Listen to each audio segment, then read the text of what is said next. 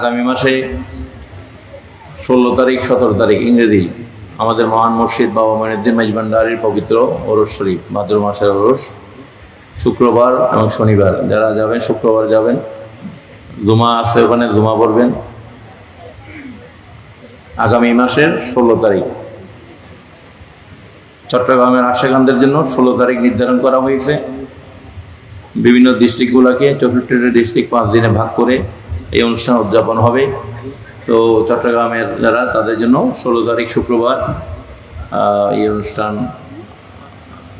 কর্মসূচি গ্রহণ করা হয়েছে। আপনারা এই অনুষ্ঠানের জন্য প্রস্তুতি গ্রহণ করবেন।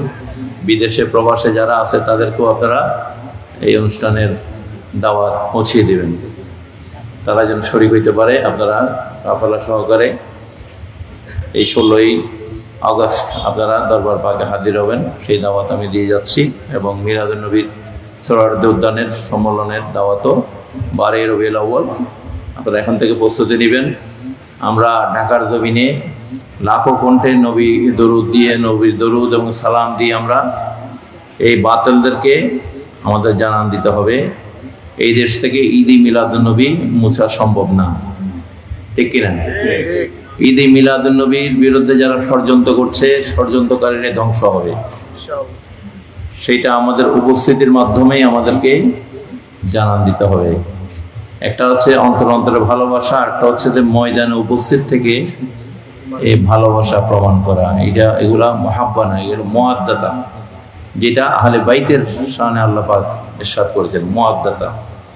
এটা আপনাকে হাজির হওয়া, একদিকে ঘরে শুয়ে শুয়ে কম্বল নিচে আমি ভালোবাসি বলা। আরটা হচ্ছে ময়দানে হাজির হয়ে আল্লাহর কাছে সাক্ষী নাই। এখন তো সিসি ক্যামেরায় সব দেখা যায়।